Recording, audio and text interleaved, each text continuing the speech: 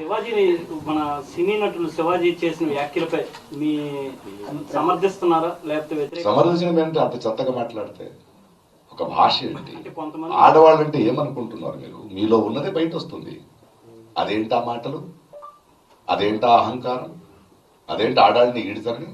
ఇవాళ ఆడవాళ్ళకి అన్యాయం ఎవరి నుంచి జరుగుతుంది? మగాళ్ళే కదా, తరతరాలుగా మనమే చేస్తున్నది కదా.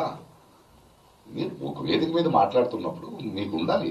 సరే, ఆయన క్షమాపణ అడిగాడు, బట్ ఒక సంస్కారాలు బలిదారు కదా. ఇప్పుడు ఆమెను ఆంటీ అన్నాడు అంటే వాళ్ళ భాష చూడండి. వాళ్ళకి ఆడవాళ్ళ బాడీ పార్ట్స్ తప్పితే తెలుగు రాదు వాళ్ళకి.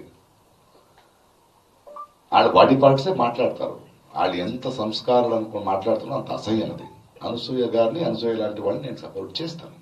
ఆడవాళ్ళని సపోర్ట్ చేయాల్సింది మా బాధ్యత, మా కర్తవ్యం. అది శివాజీ గారు కానీ ఎవరు కానీ ఒక వేదిక మీద మాట్లాడేటప్పుడు ఒళ్ళు దగ్గర పెట్టుకుని, మీకు ఒక వేదిక ఎందుకు ఇచ్చారు? మీకు భిన్నాభిప్రాయాలు ఉండొచ్చు. భిన్నాభిప్రాయాలు ఎలా చెప్పాలి? ఏ మాటలతో చెప్పాలి? భాష అది, తెలుగు భాష అది కాదు కదా. ఆయన ఇప్పుడు సారీ చెప్పాడు, బట్ మిగతా వాళ్ళు వదలరు.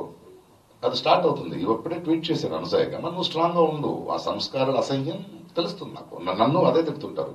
ప్రకాష్ రాజు గారు మీరు ఎందుకు మాట్లాడరాళ్ళు? అమ్మని లాక్తారు, చెల్లిని లాక్తారు, కూతురుని లాక్తారు. అంతే.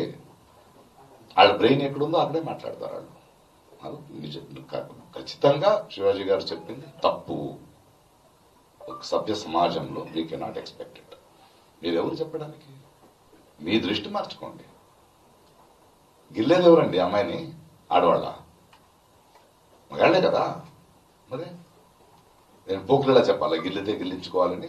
కాదు కదా, న్యాయం కదా, అది తప్పది.